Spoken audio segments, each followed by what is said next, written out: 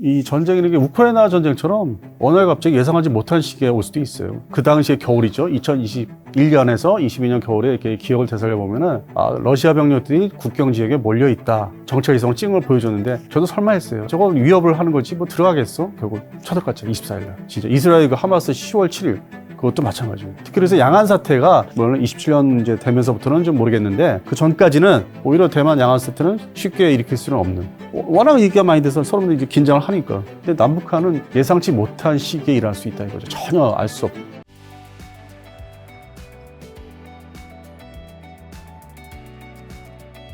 자, 북한 얘기가 나와서 그러면 북한의 병설한 무기술한 기술력 성능의 시처럼 한국과 비교하면 지금 2025년 어떤 상황인가요? 그러면 이제 대한민국 육군 중심의 그 병사, 보병 중심을 보면은 이제 워리어 플랫폼 얘기 많이 해요. 워리어 플랫폼. 총기에 뭐 여러 가지 막 잔뜩 달잖아요. 뭐 그냥 방탄이면 좋은 거에다 야시경 달고, 이 방탄복 좋은 거에다가 군화도 좋은 거에다. 쉽게 얘기해서 워리어 플랫폼 시스템인데 차세대 AI도 얘기하는데 그건 나중 얘기고 일반적으로 그냥 화려하게 차 있고.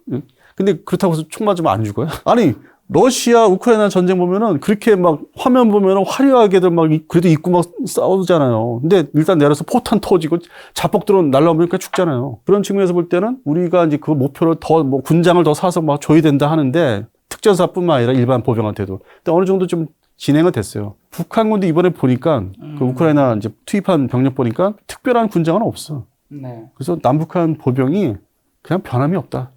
현대화되지는 않은 것 같다. 물론 퍼레이드, 북한의 군사 퍼레이드 때 막 중국제 짝퉁 막 입고서 막 이게 나오는데 다 중국제 또 시기별로 보면 막 구닥다리 좀 지나면 저거 뭐 옛날 거네 불과 2, 3년 지나면은. 그래서 남북한의 일반 군사력, 그러니까 재래식 보병을 보면은 큰 차이가 없다는 거. 가서 희생도 되고 있지만은 우리가 베테랑 점 참전했을 때 처음에는 희생됐다가 나중에는 작전순이 늘어가지고 희생이 줄었던 것처럼 북한군도 마찬가지로 그렇게 지금 진화하고 있고 남북 군사력은 이제 일반 보병 말씀드렸는데 기존의 전차 전력, 해군 전력, 수상 전투함의 중심으로 그다음에 공군 전투기 중심의 전력이 우리한테 밀려요. 그거 갖고 전쟁 못해요.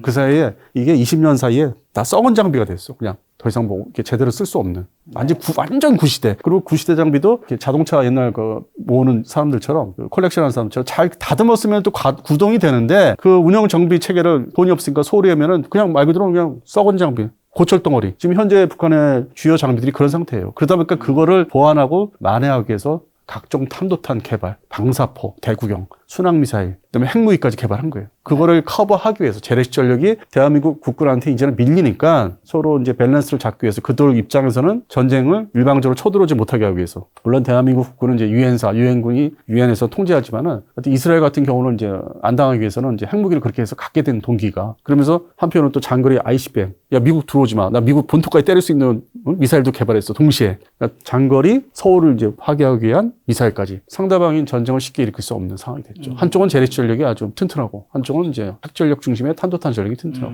그럼 전쟁이 나면 이제 이게 러시아, 우크라이나만 봐도 단기간에 끝날 줄 알았죠. 끝나지 않잖아요. 북한은 전쟁이 나면 어느 정도 버틸 수 있나요? 사실 북한은 그 경제력이 너무 떨어지기 때문에 이게 지속되면 될수록 오래 버틸 수는 없는 부분이 있지 않나요? 그래서 이제 하나 교훈이 있습니다. 2003년도 이라크 전쟁을 이제 다시 이렇게 살펴보시면은 미국이 그 당시에 동원할 수 있는 전력이 이제 육군 중심의 해병대 병력이 그렇게 옛날 1차 걸프전 1991년에 비교해서 상당히 줄어들어 있었기 때문에 그냥 신속하게 핵심 전략 목표만 이제 잡으면 다 끝난다. 그게 이제 바그다드. 그쪽을 향해서 무조건 가잖아요. 그래서 성공했고. 그래서 이제 그게 그대로 이제 여파가 있어서 북한군 입장에서는 서울을 점령하고 휴전을 한다든지 반대로 대한민국 이제 한미연합 전력이 유사시에 평양을 점령해서 거기서 예를 들어서 중국이 또 개입할 수 있으니까 멈춘다든지 양측이 이제 서로 자기들이 각각 수도를 이제 뺏기지 않으려고 하는. 그런데 이 러우 전쟁을 보시면은 그나마 이 지도를 보시면은 러시아군이 침공하면서 이제 키우로 이제 가려고 하다가 좌절됐는데 좀 어느 정도 거리가 있어요. 지도 보시면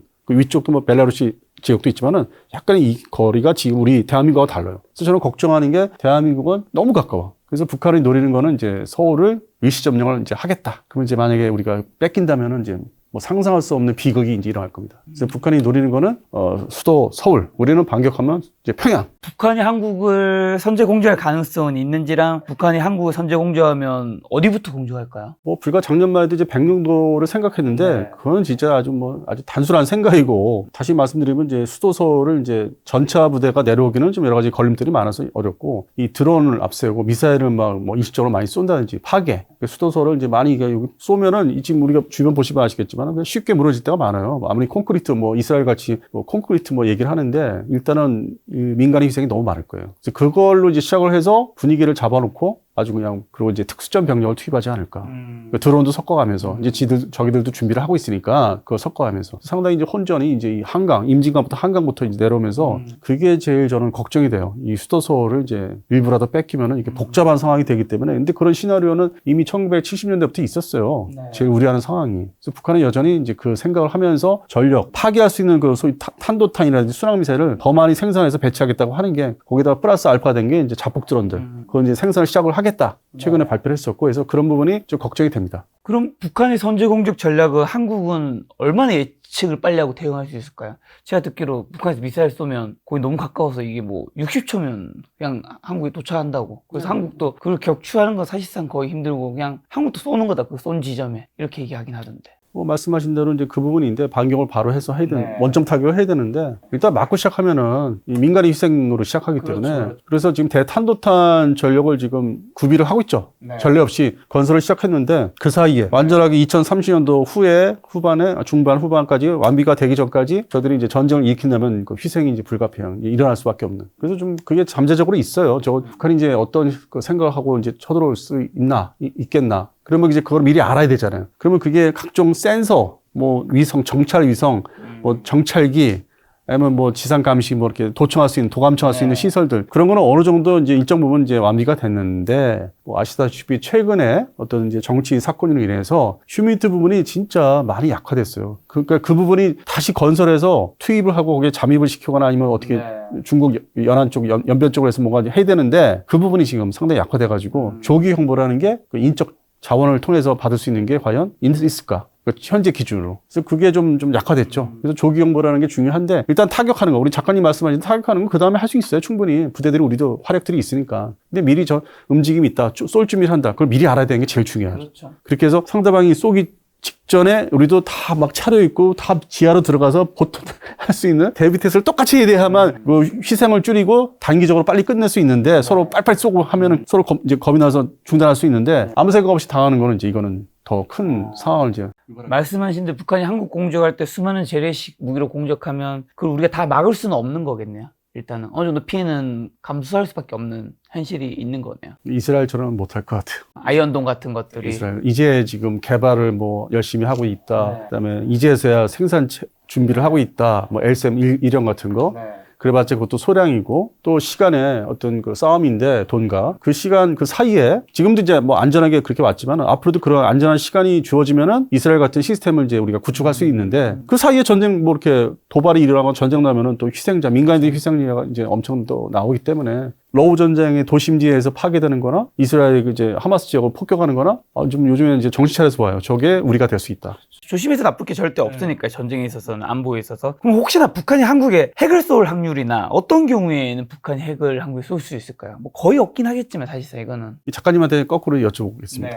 북한 입장에서 평양이 자기들 그 한반도의 수도라고 생각하지 않겠습니까? 그럼 뭐 하나 없애야 되잖아. 서울 없애야지. 그래야 나중에 시간 지나서라도, 뭐 물론 이제 그 핵폭탄의 수준이, 핵탄두의 수준이 나가사키, 히로시마 수준으로 하면 이제 낙지 문제 이런 것들은 이제 오래 가지는 않잖아요. 그러니까 역사적인 경우를 보면은 나가사키, 히로시마 일본에 그 경우는 20kT 짠데 20kT, 20KT 그런 수준으로 떨구면은 서울은 그냥 다 개박살 나요, 진짜. 어느 정도 자기들이 이제 뭐 국제적으로 뭐 공격받을 수 있지만은, 그걸 버티면은 한반도의 유일한 수도는 평양이 되는 거죠. 그러니까 저쪽에서 그렇게 생각할 거예요. 뭐 툭 하면은 뭐 해외에서 뭐 서울에 뭐 K 문화가 어쩌고저쩌고 하는데, 얼마나 그 북한에서 시켰어요. 그 김정은 중심으로. 저것만 없애면은 한반도 유일의 수도는 평양이야, 이렇게 얘기할 수 있는 거예요. 그러니까 우리 입장에서는 뭐 이게 뭐 지가 뭐 미군이 있는데 뭐 공격? 근데 20년 사이에 어떤 일이 있었냐면은, 미군이 2003년, 4년 이라크 전쟁 파병을 하면서 주한미군도 빼갖고 절반을, 지상병력을, 그리고 전방에 파주 문산에 있던 병력을 하다못해 원주까지 있는 병력을 그 캠프들이 있어요. 부대를 다 없앱니다. 어떤 자기들 생활하기 좋은 시설, 평택, 캠프 원프리로 다 모아요. 그 사이에 다 완공을 했죠. 2017년도에. 전방에 이제 부대라는 거는 훈련장이에요. 평택에서 잠을 자고 아침에 일어나서 헬기 타고 들어가서 일시적으로 갔다 오는 거죠. 갔다 하는 주둔은 아니죠. 주둔이 아니에요. 그래서 그렇게 다 개편했어요. 그러면은 수도 서울에 있는 한미연합사라든지 지휘부들도 다 글로 합병했어요. 평택으로. 그 시설이 더 좋으니까. 명분은 그렇잖아요. 시설이 더 좋고 새 거다. 여기 문제 없다. 그래서 서울에 주한미군 병력이 연락장교들 아주 소규모죠. 그러니까 수도 서울에 미군이 사실상 뭐 몇 명 안 되니까 쏠 수 있다는 거 이제는. 미군이 빠지잖냐. 옛날 같으면 용산에 미군 사령부가 있었는데 그게 이제 그 자체로 이제 미국을 건드린 거니까. 주한미군 사령관은 서울에 자주 있지 않을까요? 제가 알기로는 이제 평택, 뭐 그쪽에 다 가 있지 않을까. 그래서 그 평택 중심을 한 이유가 이제 그런 것도 있고, 북한에서는 잘 됐다. 내가 궁지에 몰리면 수도 서울부터 없애고 그렇게 하겠다. 이제 그런 생각이 지금 있을 것 같아요. 그렇다면 한국군이 핵무장 해야 한다고 보시는지랑 핵무장 가능성은 있는지 플러스로 결국 만약에 우리 뭐 국민들은 다 핵무장 했으면 좋겠지만 그게 또 되려면 미국이 전 세계가 용인을 해줘야 되는 건데 특히 전 세계보다는 미국이 이거 있죠. 용인 가능성까지 있는지. 그래서 그 복잡한 얘기고 뭐 지금 반대로 그것 때문에 무슨 우리가 미국한테 뭐 제재를 지금 뭐 다른 분야지만은 원자력 무슨 개발하는 거 일반 민간 분야 그게 이제 뭐 왔었는데 연구소 가서 뭘 훔쳐왔다 그래서 뭐 제재를 받고 있다는데 그런 복잡한 걸 이제 건너뛰고 옛날에 하던 대로 냉전 시절 때처럼 미국의 어떤 전술핵이 고정 배치는 안 되더라도 탈취될 가능성도 있고 파괴될 가능성이 있기 때문에 그러니까 들락달락 할 수 있는. 그러니까 일본은 또 다른 사정이에요. 일본은 또 안 된다고 하니까. 근데 주한미군 시설을 통해서 아니면 훈련 때 그 모의탄이 있어요. 모의탄 가짜 탄도 일부러 이제 훈련할 때 노출시키는 것. 그러니까 장착 전투기에 장착을 해서 이렇게 보여주는 거죠. 그러면 이제 우리 같은 매니아 입장에들 이제 매니아 출신들은 알아요. 딱 보면 저거 가짜 폭탄인데 저게 원자탄이네, 수소탄이네, 그거 항공폭탄이네 알거든요. 그 사진 찍으면서 그렇게 해서 노출시키는 방법이 있거든요. 근데 그거는 이제 안 하고 있죠.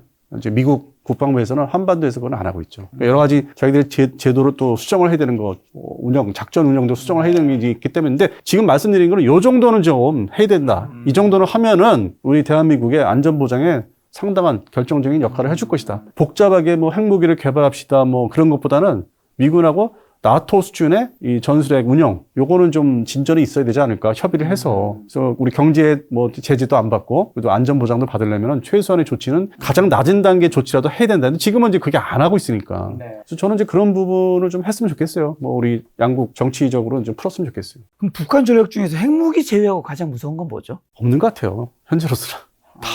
그 사이에 다 노후화돼서 가동이나 제대로 될지. 핵무기 빼고는 우리나라가 압도할 수 있다 그냥.